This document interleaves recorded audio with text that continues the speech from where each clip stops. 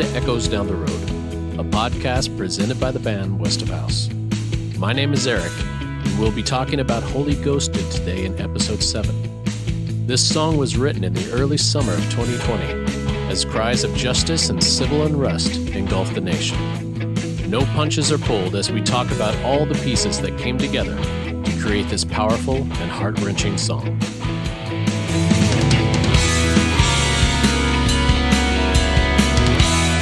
Welcome back to Echoes Down the Road, the West of House podcast from your friendly band, West of House. That's us. My name is Erick. And my name is Lance. This is Tommy. This is Kevin. And we are here to rock once again. This is episode 7. We will be talking about the song Holy Ghosted from our album Crescendo of Silence. If you're just joining us, well, you should probably start at the beginning. As you know, we're a band, West of House. We released an album, Crescendo of Silence, in September, and we're going track by track on this podcast, talking about the ins and outs, how they were recorded, what they mean, counting the words that Kevin will say during an episode. I think the over-under today is 18. Oh, that's an easy bet. Yeah. Under for me on that. Under. Tommy's taking the under. So, but before we get started. Hey, Erick, what you drinking there, buddy? Today, I am drinking West Coast or Die from Institution Brewing. I think I had one of those in an earlier episode, and this is, as the name kind of gives away, a West Coast IPA. Probably my favorite style, hoppy, bitterness, stings the tongue, tastes like a pine cone, all that good stuff. What you got over there? Ooh, pine cone. Oh, man. Don't get Tommy started on pine. Seriously, that's his favorite forest foliage. I'm drinking a Gosa from the brewery, which I picked up yesterday on a run to the brewery in Placentia, California for Erick and I. Guess it's aged with Syrah grapes and oak foeders. At least that's what the can leads me to believe I'm drinking. Hey, Tommy, what you drinking over there? My usual iced tea. Yep, your huge. I'm hard like that. I'm hard like iced tea. You're more Law and Order iced tea than Yeah, well, I'm not 90s gangster rap iced tea. Okay, whatever. He still, gets the job done. Because as you know, I just got back from the gym, so I shouldn't hit the alcohol right now. Then that's the perfect time. It's the best time to hit the alcohol. Yeah, you burned all those calories. It's time to fuel up. Put them all back in your body. Yeah, okay. I know Kevin's drinking something. This is a watermelon Four Loko. No, I'm joking. This is a Negroni. Equal Is parts it gin, one of your Campari, and one of your homemade sweet vermouth? of course. The ones you stick in the bottle and leave in the fridge for a couple weeks? I believe I did make a liter batch of this for your New Year's party before the world ended. You did. It lasted a few days. Yeah, it's pretty strong. I wouldn't sit all eat it, or drink it all in one sitting. So. No, I did not. Those were good though. I hadn't been a big Negroni fan before, but you changed my way of thinking on that, and I thank you. Drink enough of them, Well, you drink enough of anything, and they'll start tasting good. Yeah. Even Mickey's Big Mouth, by the way. Well, once again, Tommy, you've proven me wrong. Hey, Kevin, what kind of gin you drinking in that? This is Tanqueray because they had a big bottle at the Costco. Gotta love Costco. Nothing wrong with that. Mm-hmm. Hey, nothing wrong with quantity over quality there. Hey, it's not bad. No judgment. No judgment. All right. You totally just did. No, that's judging me. That's Gin snob. You're totally wrong there, Tommy. I said no judgment, so there was no judgment. No, drinking only makes things fun. Oh, it's probably the most fun, which is why we're drinking right now. So as we said, we're going to be talking about Holy Ghosted, and we'd like to give you a chance to listen to it. Some people find that helps before we start talking about it. So if you got the CD handy, or if you're on Spotify or Apple Music or any other streaming service, why don't you give that a play right now? All right. Hopefully you enjoyed that, had a chance to go through the song. If you listen to it and you've heard the rest of our stuff, you probably realize quite quickly that it's the most unique song on the album. At the very least, a hard left turn stylistically. What do you guys think? Yeah, it definitely pushed me in terms of trying to do a song that has some of these faux sounds that's not just pure rock and roll instruments. We got some programmed pieces, and it was fun to be a part of because I've never done a song like this in terms of its sound. But yeah, it kind of was, the first time I heard it, it was like, whoa, Eric, where are you taking us on this? Yep, that was my first time ever trying to program a drum part for real. I mean, I've messed around with it, but it's never made the light of day, and this one did. So it was really cool.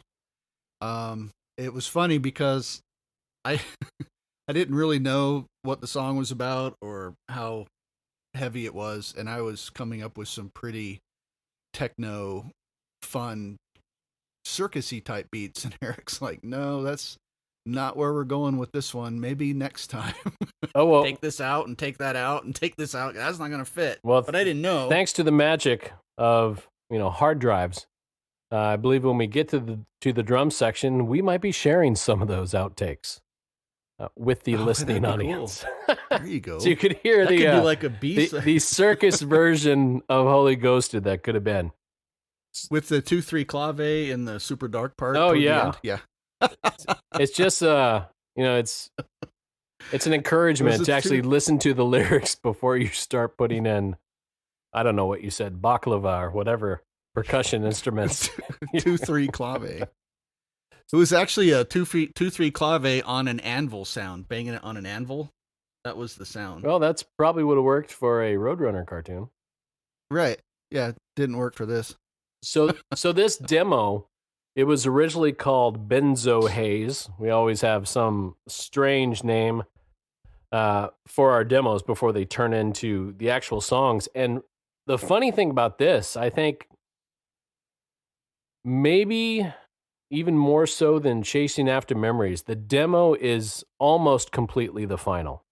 The guitars ended up being the final, the original programming I did before Tommy added a few more things, that ended up being the final. Even the first verse that I did for a scratch track the night I wrote it, that's the actual final. I didn't change it at all. It had, I don't know, had a cold or some allergies, and it had kind of a gravelly sound to it. And after listening to it, I was like, you know what, that kind of captures what I'm saying. Sometimes you need a little gravel or cigar mouth, to make a song come across the way that you want it to.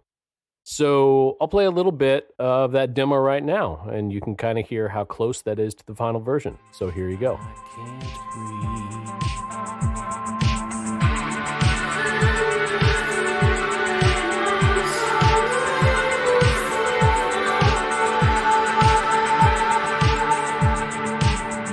Ever said too much? She never showed up. A definite crescendo of silence.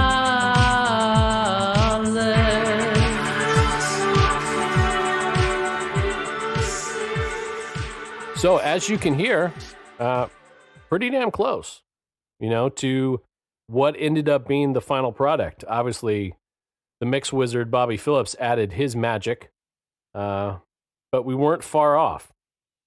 Kevin, I think you were next, adding your contribution to the song. What'd you do there? Yeah, basically just followed the progression, played with some synthesizer sounds with Serum in Ableton, and added a quarter note sidechain. I thought it would sound cool with the kicks, kind of 4 on the floor type deal there. Thanks to Daft Punk for the inspiration. It was definitely a what am I trying to say? It makes the song. I mean, I say that a lot about your parts, but it kind of had that throbbing to it, a throbbing synth sound. It took it a little further into Nine Inch Nails territory. And it was a good pickup. There's not a lot of extra stuff on here. It's just one synth track. Yep. The guitar track is just one track. Well, let's play around with those a little. So under me right now, you're going to hear the synth track that Kevin played. And you can kind of hear it's very driving. It did have Nine Inch Nails was a big inspiration on this track as well. Yeah, it's got, I mean, you can hear, hopefully you can hear the throbbing so you don't just think I'm crazy. And it's just, it drives that whole song. It's got this tension to it that goes along with the lyrics. And now, let's play just that single guitar part that I'm doing. And, okay, so like you can hear right there, it's a very simple part. Just a little bit of delay. I think I'm kind of writing on the D string. I don't have my charts in front of me.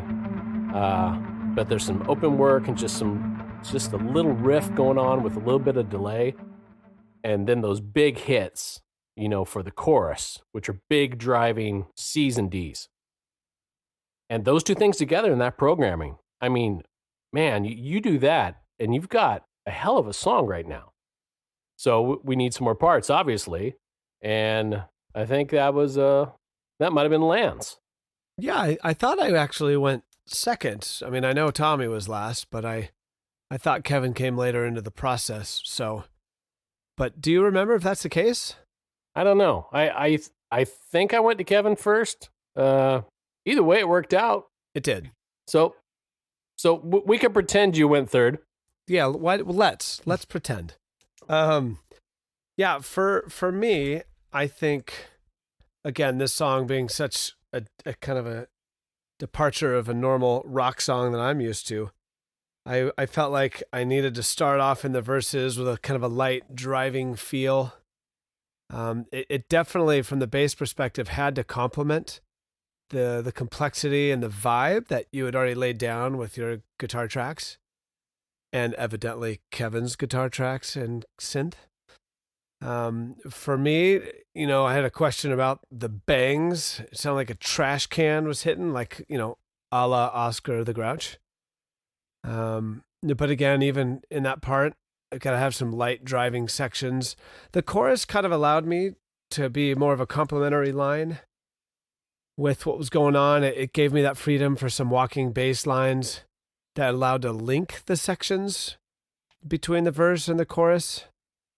But big picture for me, I just knew I could not be a distraction. It had to be very complimentary in its feels. But yeah, it's just kind of a unique song, and I wanted to make sure that it wasn't about the bass. It was me just laying down a foundation for everyone else. No, they were good. I mean, it's one of those things where, some songs we give you a lot to do, and some songs we just need you to be the street that we can drive on. And this was a definite driving song, but it's such an overlooked skill to be able to hold something down with simplicity. I think it's funny, and maybe you guys can weigh in. Maybe you agree, maybe you don't. But I think the longer you're a musician and the longer you practice your craft, the less you do when you play. Mm-hmm. Agreed. Yeah, I think that lets I totally agree. the parts that are in the song actually stand out more in that case, since there is less to think about, less layers, for sure. It seems like new musicians, especially drummers, from what I've seen, want to show off all their fills and everything in every song. And if you blow everything in the first song, then you have nothing to give to the rest of the project. So I totally agree. And I think actually Erick said one time that 95% of lead guitar is rhythm guitar, and I didn't really consider that until that, and it's like, oh wow, that makes a lot of sense. That is one of my statements. So, wow, I'm surprised you right. remember that. That's probably from like 20 years ago. Very I'm wise. not even a guitar player, but I probably just said it because I'm no good at leads. but I'm pretty good at rhythm. Oh So, but yeah, you're right. I think it's more about what not to play the more skilled you get in your craft. So, speaking of skilled, why don't you continue on the highway there, Tommy, and tell us all that you did in this song, because it was a little different. Yeah, well, I did a lot in this song, but a lot didn't make it because I was not quite on the same page. I took some inspiration from Erasure. That's one of my favorite bands, believe it or not, as a rocker. And the programming from Erasure doesn't sound programmed, and that's what I like about it. Vincent Clarke is so good at it, the drum parts and everything. And so I was trying to add color, and this is a dark song, so there's not supposed to be any color, but I was trying to add color anyhow. And then on top of what you put down, Eric, I was layering different sounds to beef up the snare sound, including adding some low end. So the snare would have some punch and some kind of explosion, I guess. So I didn't add too much, but I did layer a bunch of sounds and then added the bass drop at the end, which was kind of cool. Yeah, I'm looking at the folder that you sent. We've got, what do we got here? Looks like 12 files you sent with such names as Boom, Boom 2, Glitch, Low Bump, Mute Me, don't know what that was, Ping, Plink, Shaker, Shot, Snare 2, Snare 3, and Thump. Yeah, they make total sense. I don't know what the problem is. So that's what I remember getting those files in the dead of the night, and I'm like, what? What is? Yeah, you don't want to read too much into that. You just want to listen to it. But like, yeah, the glitch sound was a glitch like you would expect, but that was layered in with the snare drum to give it just a little more flavor. So maybe it sounded something like this. Would you say? So there was your glitch. Let's see what else we got here. Let's hear a little ping.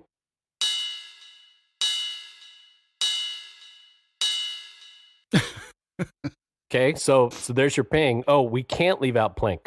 So let's play some plink. That's a good one. But the one that Lance referred to, his Oscar the Grouch trash cans, that's the one that did make it. And it's a badass part of the song. That's that big shot. And that's the shot. Was it shot or explosion? No, there's no explosion in this folder, my friend. I thought there was one of them was explosion. Not allowed. Yeah, I guess shot. So there's shot. Here, let's give a listen to shot.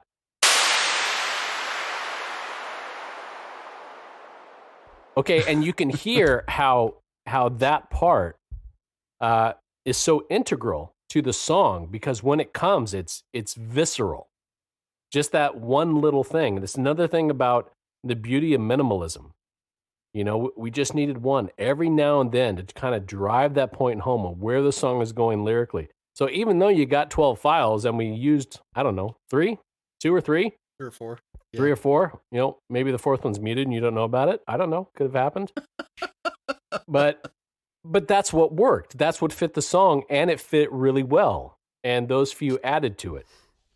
With all our songs, we all have tracks. Well, except for Lance, who just sends one. That's but right, the rest baby. Of us, especially, we have tracks that we don't use. I'll have different vocal lines. You'll hear one when we get to Fallen. I did a high harmony on the demo that is nowhere to be found on the track.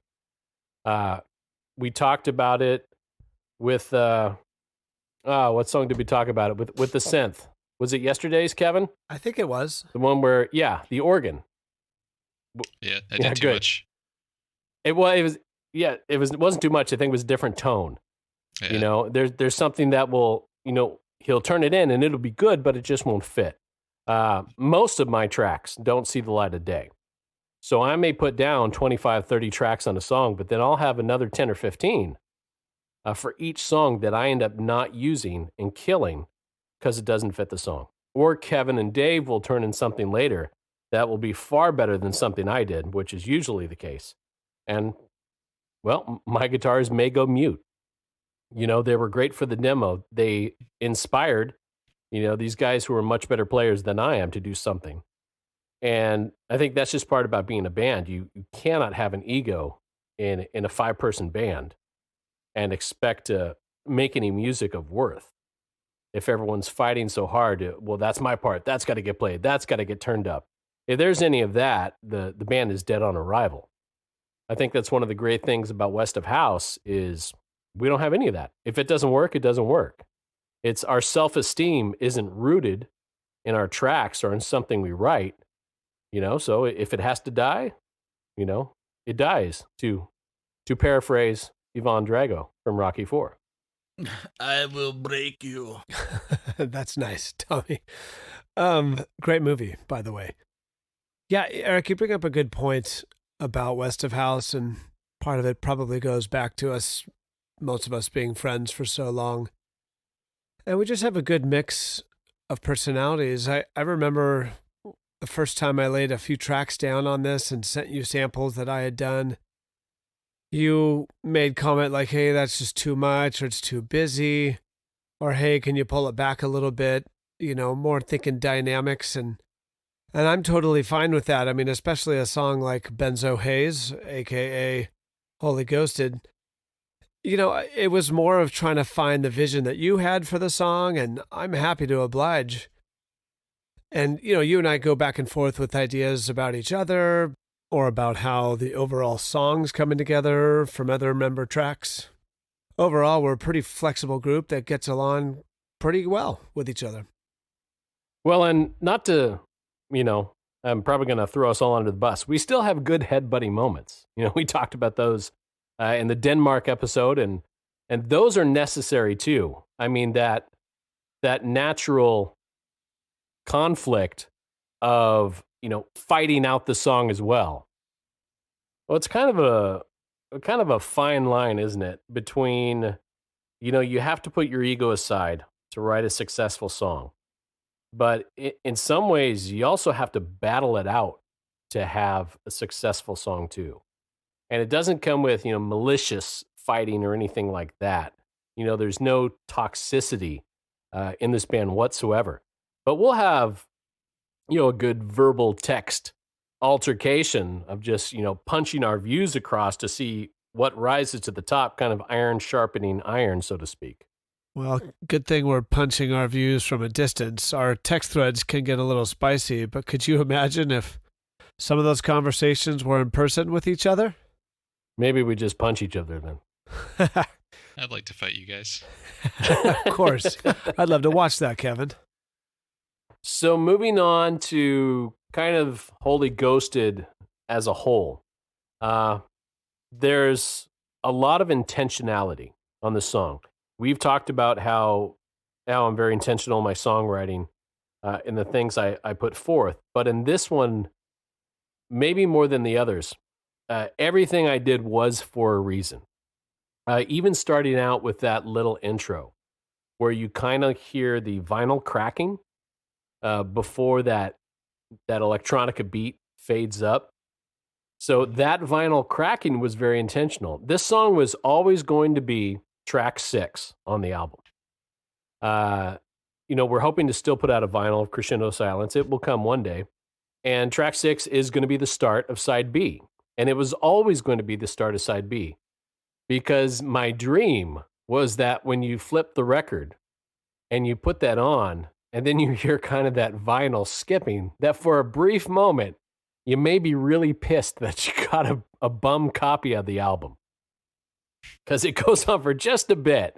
And you're like, oh, damn it, I got one of the bad ones. But then the song comes in. So if you're listening to the album, if you're listening to this after the vinyl comes out, it's on purpose. Your vinyl is fine. We paid good money to get good wax. That vinyl wasn't a foregone conclusion, but it sure is now. Yeah, see, it's out there. We've put it out in the universe, and it must get done. Another thing about this song is it was a minute longer.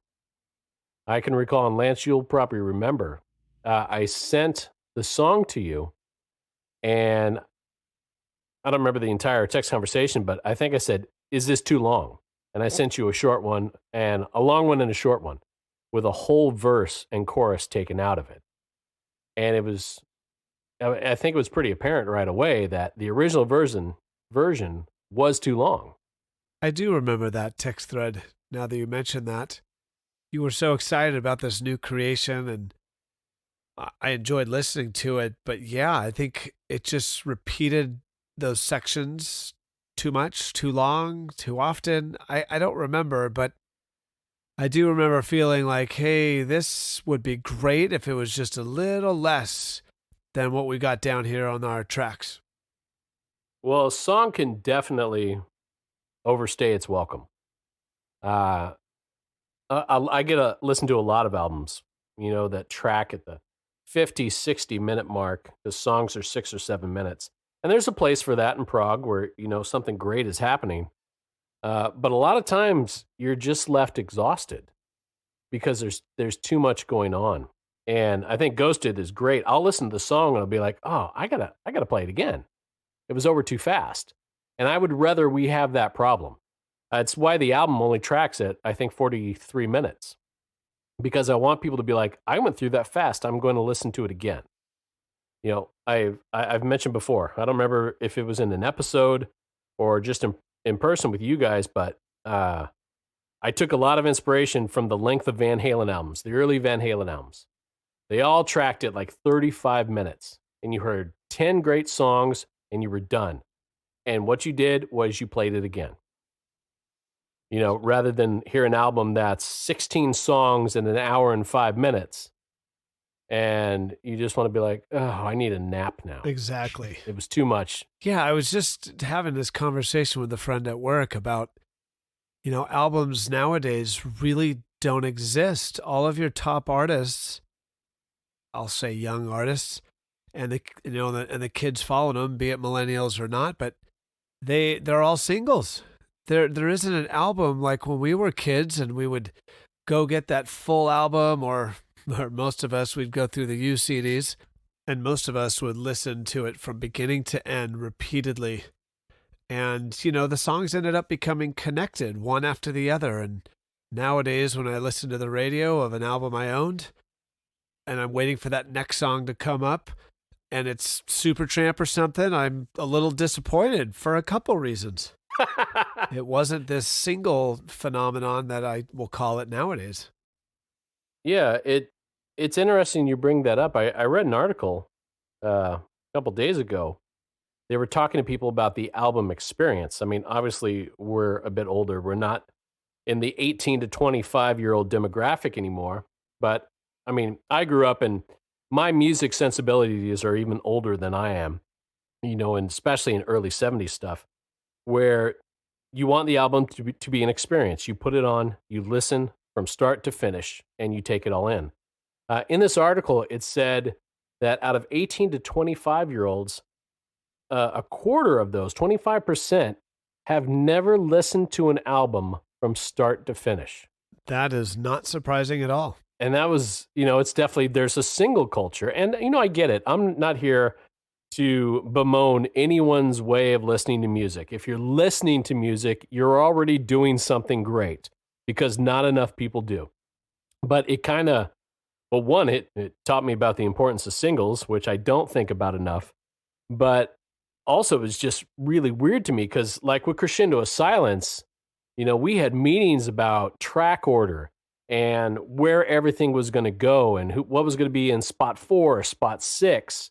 And there's this overarching theme there. It's not a concept album in any way, shape, or form, but there is an overarching theme that kind of goes from Yesterdays to Voyeuristic Symphony. It's meant to be listened to as a complete work, so to speak. Absolutely, and it's something I'm proud to be making with all of you guys, because a lot of the classic albums that I look back on, like Black Sabbath, Paranoid, the entire album is in E minor, and it's literally this flowing, beautiful, perfect piece of art, even though it's broken up in some songs. Funny little fact is that a few of the songs on that album were separate songs that then became like a double song in one, just because they flowed so well together. So I hear what you're saying there, brother. You talked about song length earlier, and growing up a Rush fan, I'm obviously into 10-minute songs, and that doesn't really faze me. But I was also a big Billy Joel fan. And one of the lyrics in The Entertainer is, "It was a beautiful song, but it ran too long. If you got to have a hit, you got to make it fit." So they cut it down to 3:05.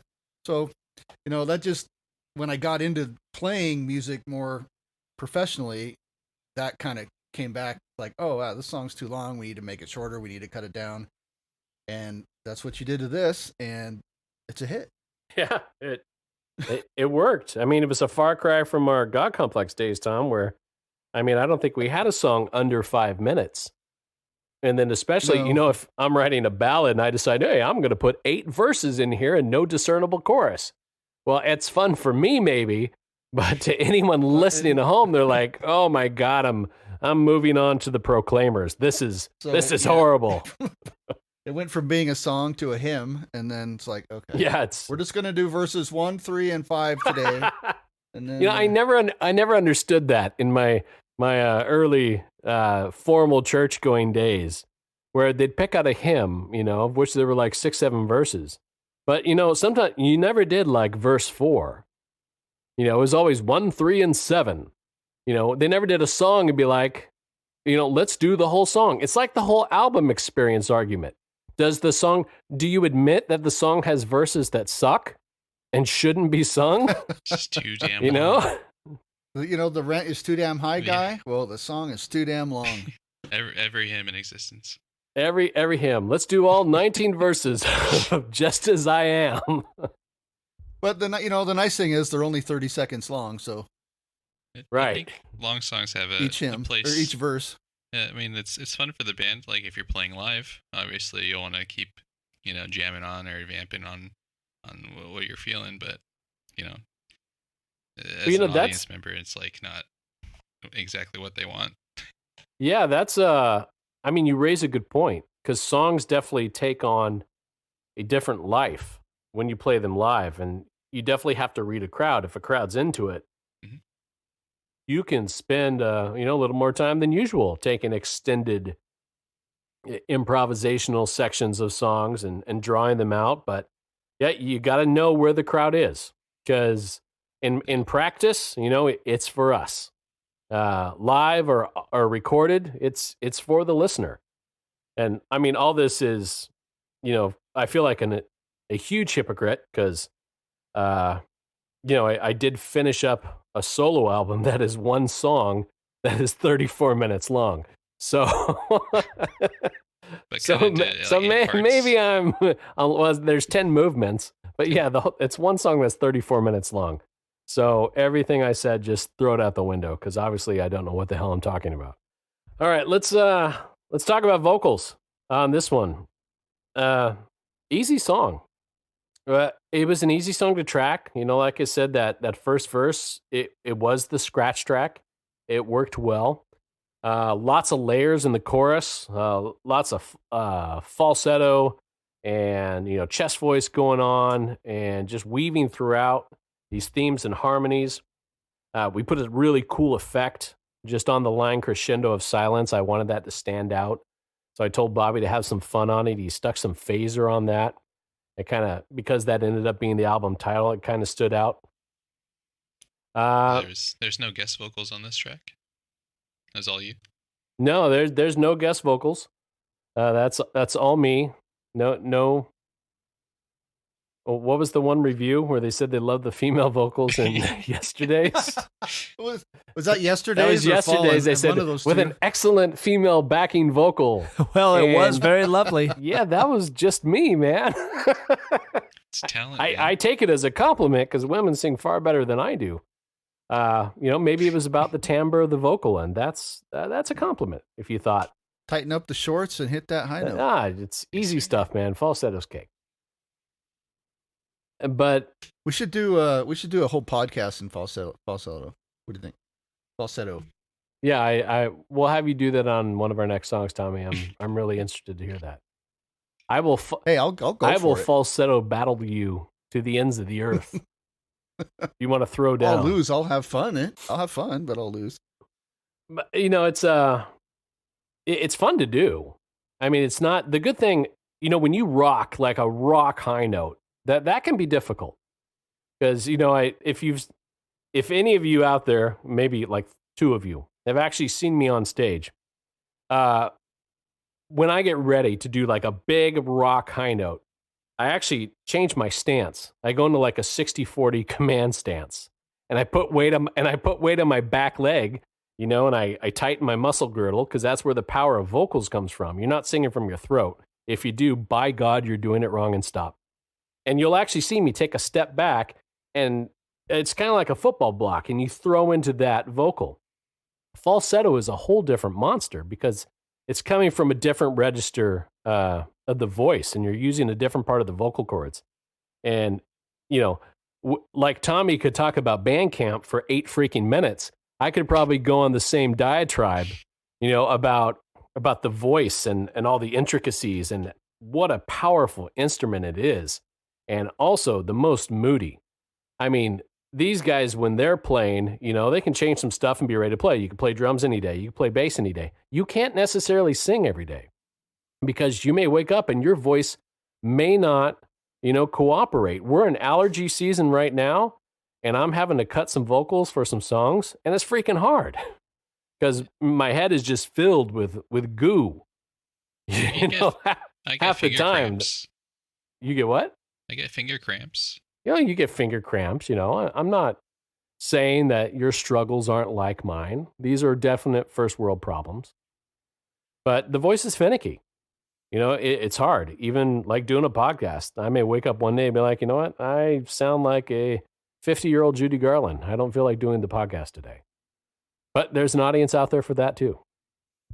So where were we? We got digressed. Now I definitely feel like Tommy talking about Bandcamp.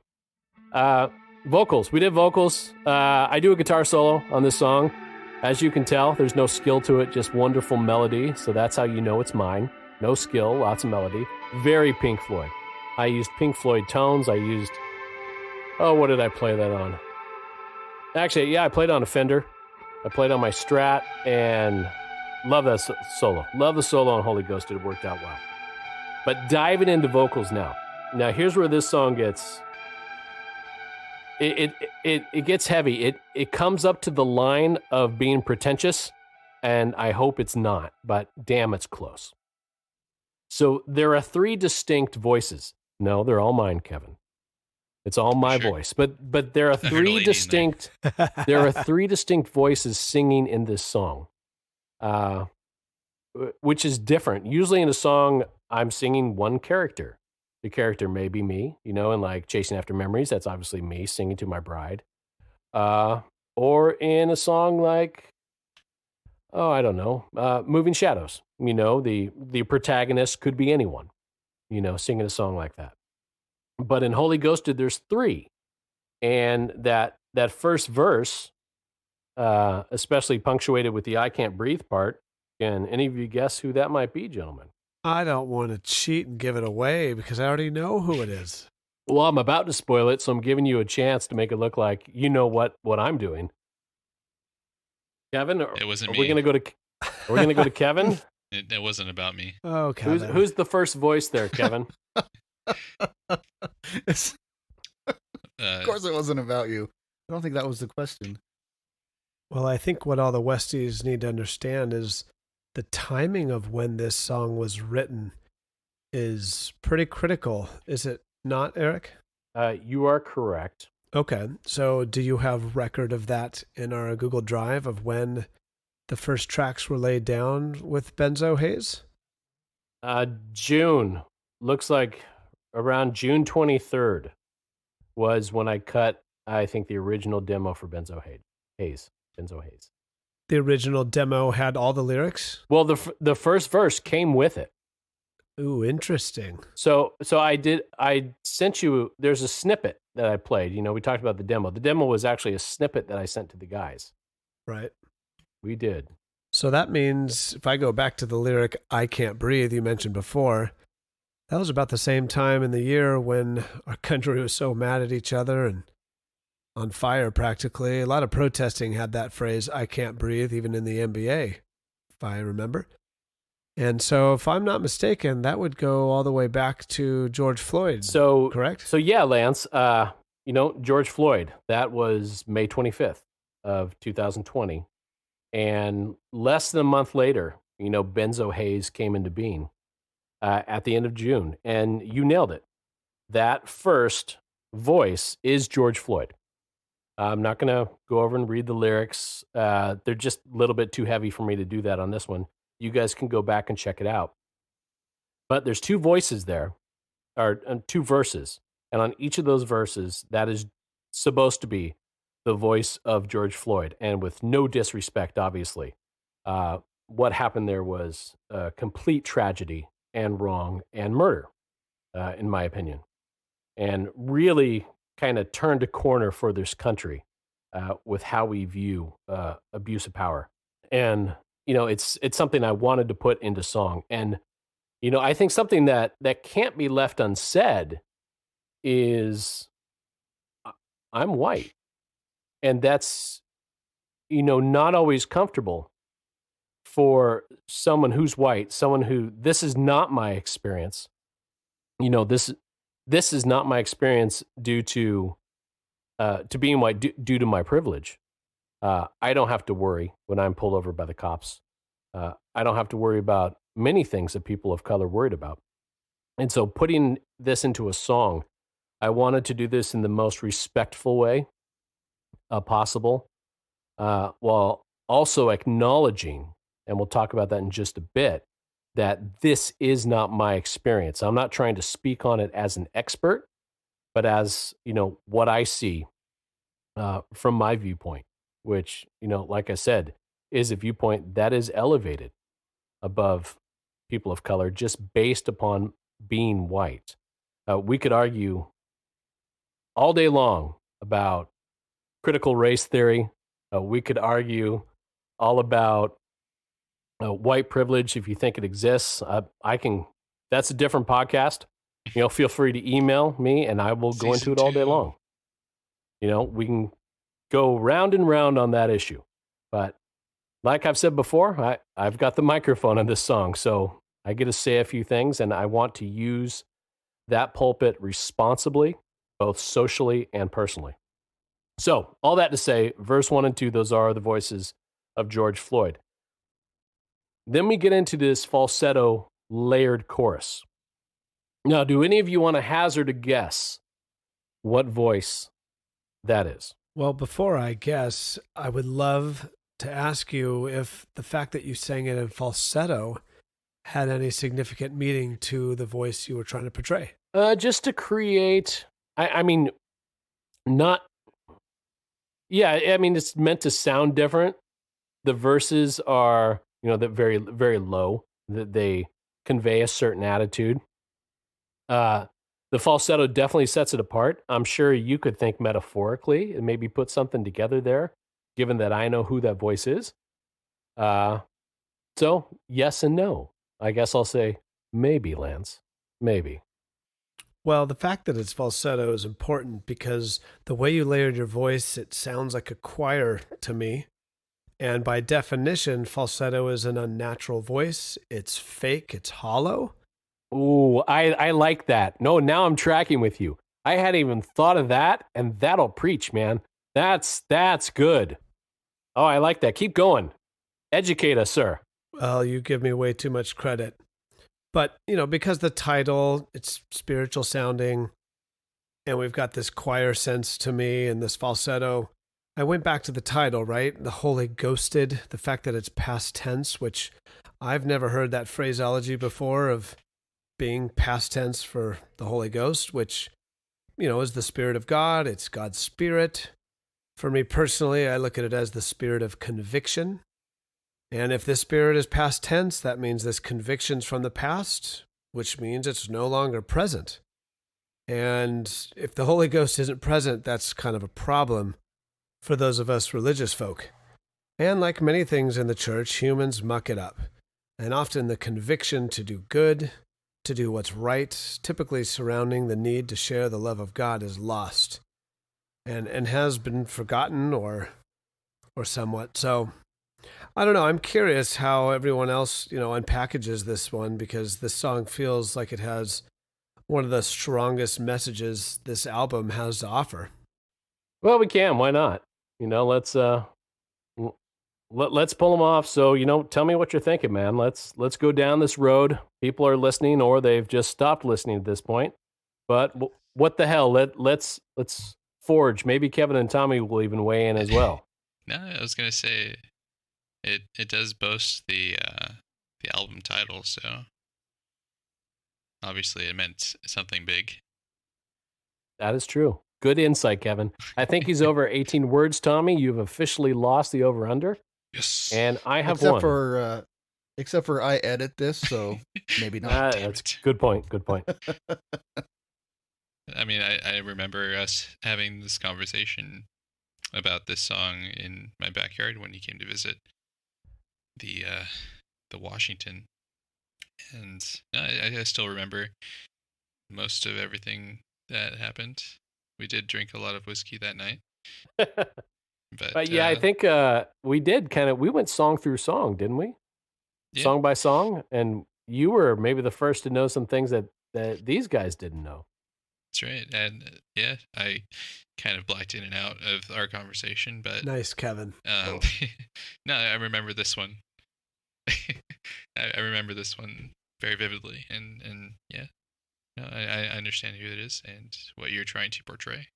All right, so who is it, Kevin? Who says? No, you're totally wrong. It's you. You're getting ahead of yourself. So the chorus, the line's very simple. The line is, "And with open arms, I'm waiting for my bride." And if you have a religious upbringing, like all four of us do, we were all raised in the church. The word bride means something different than just a marriage context. And so that second voice is the white evangelical church singing. So one of the issues that I have, and lest anyone, think differently, my religious belief, so to speak, I am absolutely 100% follower of Jesus. That's no, what's the word I'm looking for? There's no doubt about that. But I am a huge critic of church as business in America, especially the white evangelical church, that I think has gone very far away from what Jesus teaches us in order to keep their followers, get money, basically prostitute the gospel for their own gain. And we saw a lot of that during the social unrest in this country in the form of silence. So we had protests, we had people getting killed, we have the George Floyd incident. And the spotlight gets turned on the church, because if there's anyone that should respond to this, first and foremost, it should not be the government. It should be the church. And they blew it. They did not. Some churches did. I'm not using this as a blanket statement, but by and large, the white evangelical church, the next Sunday after the George Floyd incident, they gave very broad sermons about racism is bad, but we just need to pray and do things like that. And frankly, it's a bunch of BS. It's talk and no action.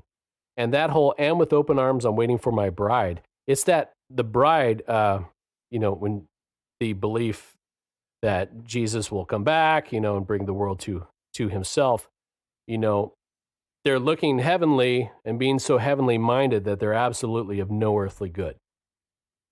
And so while we have, this pain here on earth and this suffering, and George Floyd crying out for his mother and crying out for help,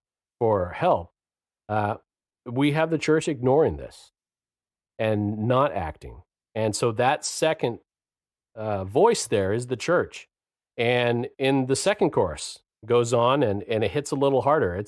I'll admit, it's a scathing song. There's a lot of, I believe, righteous anger in this song. And that second chorus, I don't care what the people say, I don't care what they do. It's just that belief that you get into church, those walls separate you. You're an insular community. And again, I'm not painting everyone with this stroke, but by and large, we see this in this country. That the church has failed to become a force of social action and more so has become a exclusive club. And there's people that will disagree. I'm happy to fight with you offline. If you want to email me, you can find me through Facebook. That's fine. But, in this situation, there's so much there that should have been done, and it was met with silence. And that's, the second verse when the George Floyd voice comes back after being ignored by the church and just says, "Have I said too much?" She, meaning the church, never showed up, a deafening crescendo of silence. And that's where we get that title. That's why it's so important. That silence spoke so loudly to me and to so many others and to communities of color and to the marginalized and the disenfranchised. And it might as well have been just a scream in the face of the downtrodden, the lack of response. So that's the second voice. A lot said there. A little rant. Yeah, it's a good rant, Eric, and I'm glad you took us there because there were a lot of words you shared, but it's really the fact that there's a lot to unpackage there and with this song. As I mentioned before, this is arguably our heaviest song on the album, and you bringing up the church and this bride and the struggles and the emotions that you read into what happened to George Floyd is pretty darn powerful. And it's kind of like a sermon you wrote in this song, or lots of little mini ones, if you think about it, between what George Floyd went through, what the church is going through, and then your personal twist to it towards the end in the bridge. It kind of brings me to tears at times thinking about this in terms of what the church is, what it's supposed to be, and what it's supposed to become. I think many people, I included, I think a lot of friends of mine have been hurt and let down by the church for all the good things it does. It brings people together for a good reason. And the church is important, right? I mean, if you look at the way Jesus is talking about this relationship, that he is the groom and the church is this bride, and you need a good relationship, and the key to become wed, to become one, is to say yes. And the problem is the church fails often. And I think a lot of us need to not forget that it's made up of humans. I think my favorite line ever written about the church is the first-person perspective of C.S. Lewis, where in speaking in the words of God towards the church, that she's a whore and I love her anyways. And that sometimes brings me to tears. I think any kind of words that strike that emotion that bring you to tears, kind of speaks for themselves. Agreed, Kevin. And the visual that you just laid out, Eric, about George Floyd's laying there, struggling, waiting for the church with open arms, and to not have them come and be disappointed. It doesn't matter what you believe about that day, if you believe it's murder, or if some people don't agree with that. It's almost not the point. But the idea that somebody is reaching out in such a intense moment, reaching for help, and nobody came. And Eric, to write words that then kind of transition and then talk about how the church has let down so many people for not upholding what they say they're all about. It's deeply distressing, and is partly why I find myself in education as a way to give back to kids who might need to be rescued. It's just not the same thing, I realize, but it's something I've committed to. And so again, kudos to you, Eric, for writing such heavy and deep and meaningful lyrics that are so powerful. Well, that's good. I mean, Lance, that I like the mention of like little sermons, and I think a good song is like that. and the sermon, it's not just to point at different people. And that brings us to the bridge, that third voice. And that would have been the answer that Kevin gave. The third voice is me personally, individually. And, I am the chorus as well. I was a big part of that machine growing up. I am not anymore. And we'll talk about that probably in echoes down the road. But, the bridge, I'm sorry if I never told you that I was afraid to listen. If I had, then I would have to admit that we were wrong all this time. And that bridge is my confession, especially to communities of color, and how I justified to myself writing this as a white person whose experience is far different. But just my confession that I have been a large part of this problem. Maybe not maliciously. I'm not out carrying tiki torches or anything like that, or part of the Proud Boys, or whatever those other jackasses are doing. But through silence, through inaction, I'm just as complicit. Because, it's not like it's not the first time I've seen this, in my life here on earth. I grew up, part of this, especially being part of the church. You're growing up to be a Republican and to think a certain way. And then you find out it's all a bunch of bullshit. And then you realize, that your inaction, your inability to speak up, your inability to point out and say to powers that be, this is wrong, makes you just as much complicit as dudes carrying tiki torches. Now, we can argue, if the consequences of those two things are the same. They're not. They are different. But the end result is the same, in that the issue doesn't get addressed. So, it's my encouragement that we stop being people of silence, that we stop falling in lock, stock, and barrel with leaders speaking for us, whether they be in government or in the church or in schools or anywhere else. That we start thinking, for ourselves and follow, rule number one of my ethos, which, and I'll paraphrase the Bible, don't be a dick. I've had this discussion 100 times with people, and you can really just whittle the words of Jesus down to don't be a dick. Amen. It's what. Am I wrong? No, but what's the Latin that came from? Dickus. No dickus. Okay, sounds about right. No donkey. It's the whole foundation of the golden rule, the greatest commandment, that's found in almost every religion. The do unto others, yep. Stuff. It all comes down to not being a dick and not treating people poorly and not putting yourself above them. And that's all we see now. We see the rights of the individual. We see the elevation of the self. We see, I'm important, this affects me, so this is what matters, and screw anyone else, that doesn't agree with that. And again, going back, we see that in the church. We see it among rich, upper class white people, of which I am a part of.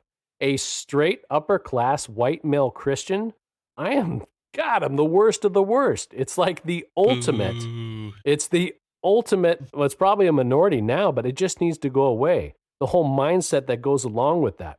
If there's one thing taught by Jesus, it is the denial of self. It is putting the needs of others above us. It's for me to say, well, you know what? That tax cut really helps me, but as a Christian, I need to vote against it because it's going to help other people. It affects our voting. It affects what we teach our kids. We have to get away from this idea that we are all that matters. This last election, which, it's over now for us. I don't know when you're actually listening to this, but that's how I vote now. I don't vote if something's going to affect me. I vote on how it's going to affect someone that doesn't have the same things that I do. And even though it may even hurt me, it's as a Christian, as someone who's taught to deny myself for the betterment of others, I have to vote for things that are not in my best interest sometimes, because that's going to lift up people who don't have what I have. And I think that's what's sorely missing in our communities today. We have embraced this idea that the individual is to be worshiped and adored above the community.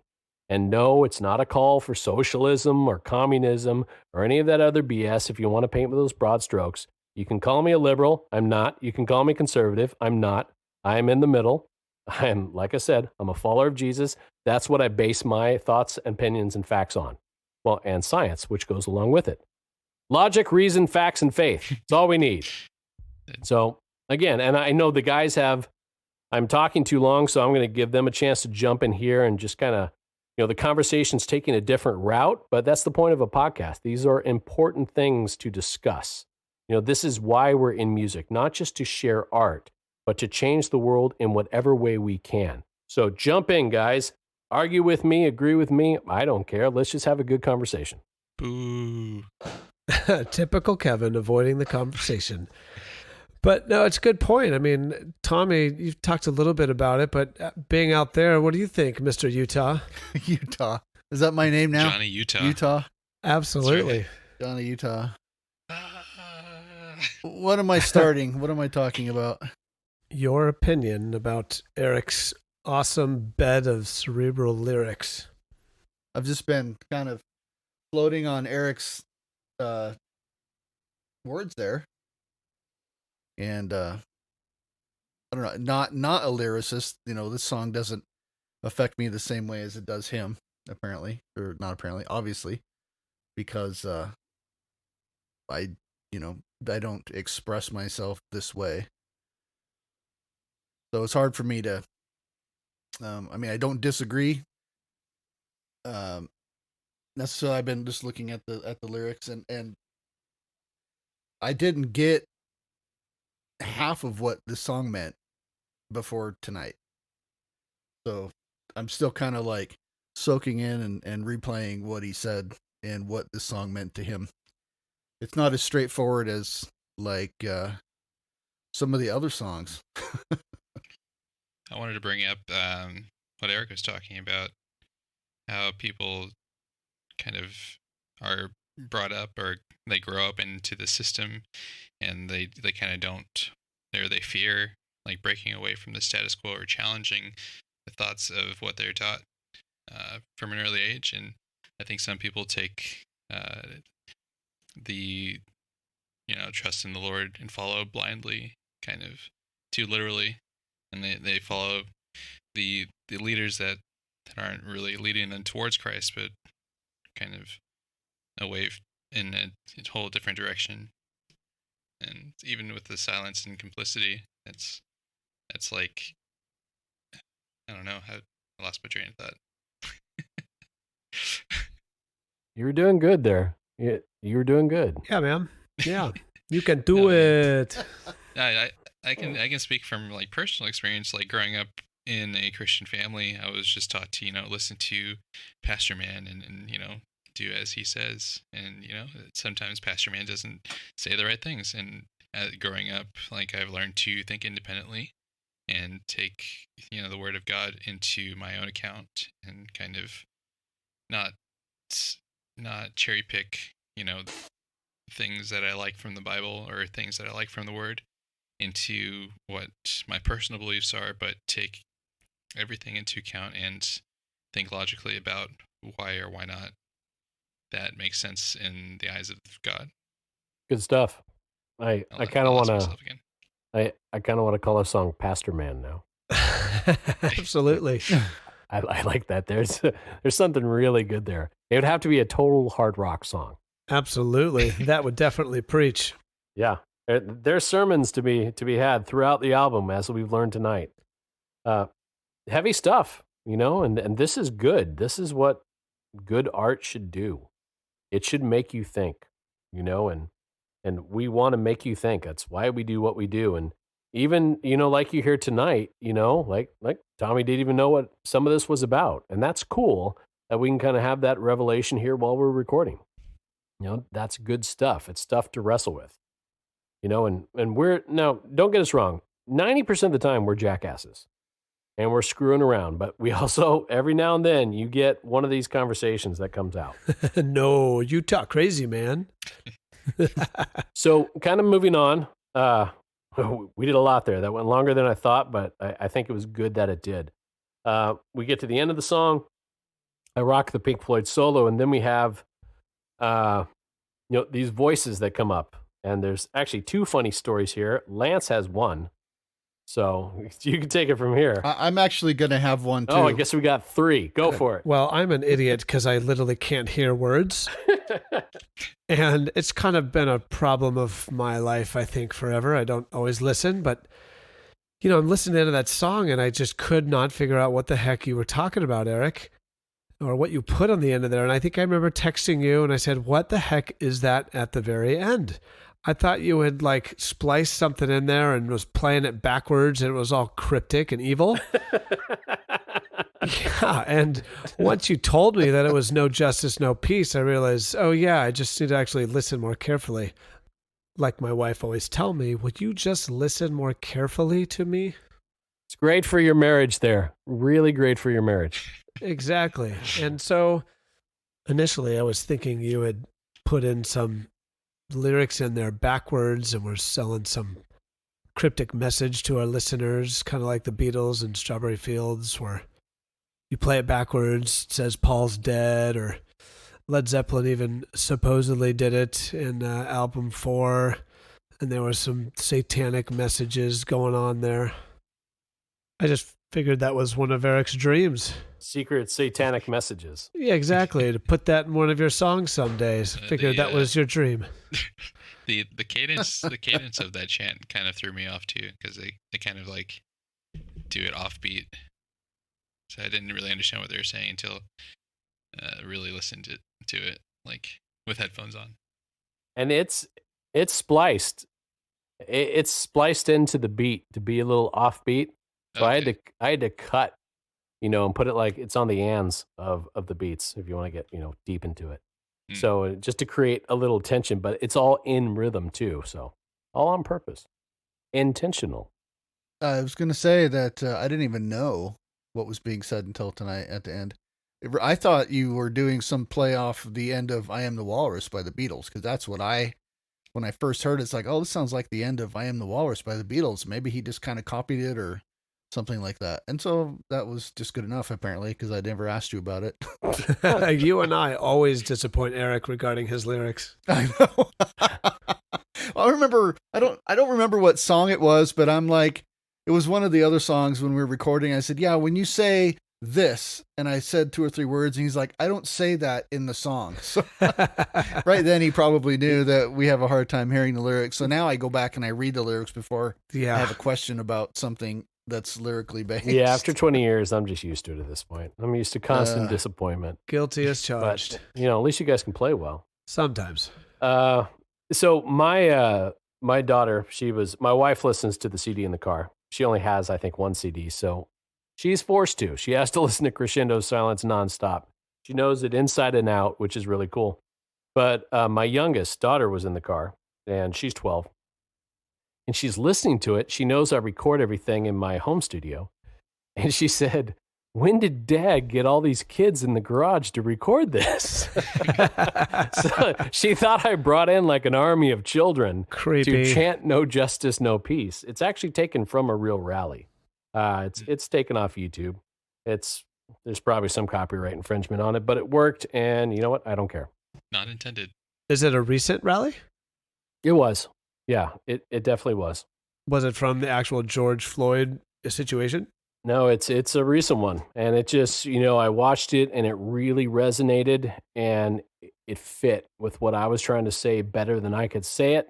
So it ended up in Holy Ghosted. That is very cool. So all that said, you've heard a lot.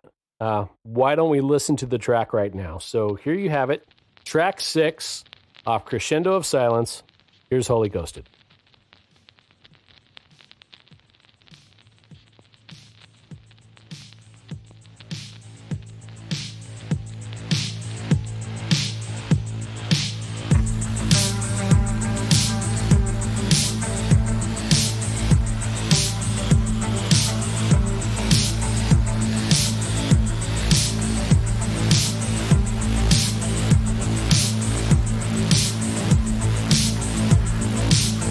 Lay your hands on me and take me to the promised land, even though I don't wanna go. I can't breathe, I can't breathe. Hands open arms, I'm waiting for my bride. Yeah, I said too much. She never showed up. A deafening crescendo of silence. I don't care what the people say. I don't care what they do.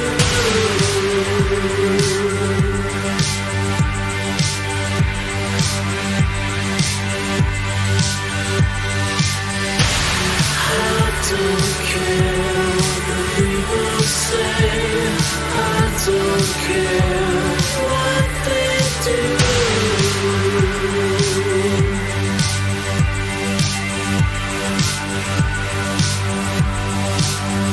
I'm sorry if I never told you that I was afraid to listen. If I had been, I'd have to admit that we were wrong all this time.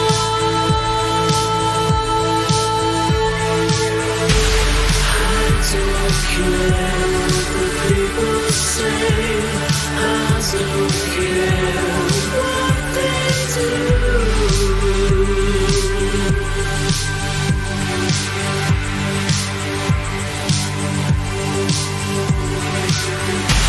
I don't care what the people say. I don't care what they do.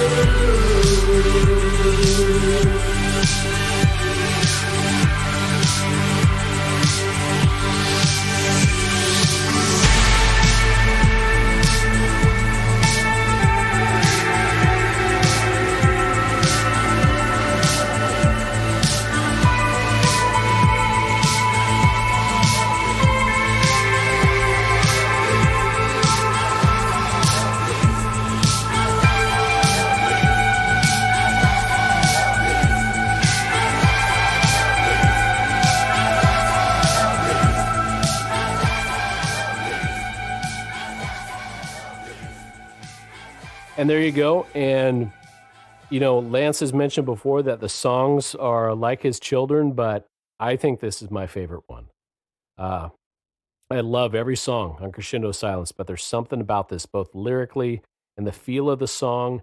And we kind of went out of our comfort zone, incorporating synth and programming.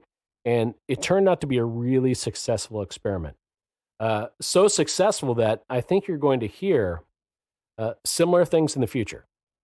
I'm writing right now for the second album, and it's incorporating stuff like this in some of the songs. And it's going to be cool. You know, it stretched us, and even lyrically too. Lyrically, it stretched me, and I think we're definitely going to still see heavy things like this, because there will always be something for me to bitch about or for me to shine light upon. And we're going to do it, because that's what we do. And I think at least we'll do it until we don't do it well anymore. The second we start to just phone it in, it's time for us all to go solo. And you'll get that, you know, baklava album from Tommy that he's been wanting to do. So tasty. Baklava. A tasty, flaky dessert. It's a double baklava drop. Pretty good. So tasty. Delicious. It is crazy. It is good stuff. So good. It's witchcraft. It's like that. That's what I imagine. I mean, I know Turkish Delight is a real thing, but when he eats Turkish Delight and Lion the Witch in the Wardrobe, in my mind, it tastes like baklava. You are such a nerd. I was thinking Afternoon Delight. Ooh. I don't think that's a food, dude. Oh. No, but always enjoyable. Not with that attitude. So next episode, we will be talking about Turn a Phrase, another song where we incorporated some different elements that we don't normally do, and even embraced like a 3-minute spoken word section. And there's a fun conversation that goes along with that we'll share with you. But in the meantime, we thank you for listening. We don't take for granted that you're here and you're giving us, an hour of your time. So you can hear us if you want to on Spotify, Apple Music, anywhere you stream music. You can find Crescendo of Silence. You can find us on Bandcamp at westofhouse.bandcamp.com. You can find us on Facebook, Instagram, or Twitter under the handle West of House Band. And you can search us up on YouTube where we've got our videos. And please subscribe. So once again, we can get our customized URL there, and I don't have to read 400 letters, which I'm not going to do. We've already done that. But it has been a pleasure, gentlemen. This has been a good one. I feel good about this episode. Thank you all for weighing in there. Our pleasure.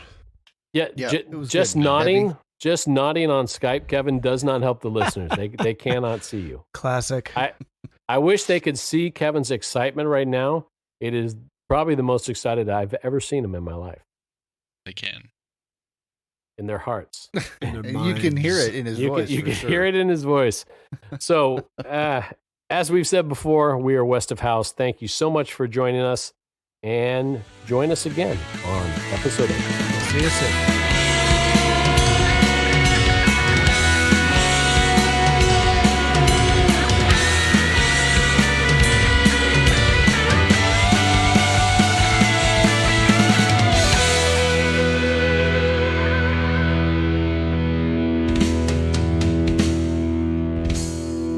Well, welcome back to Echoes Down the Road, your friendly West of House podcast. As always, my name is Eric.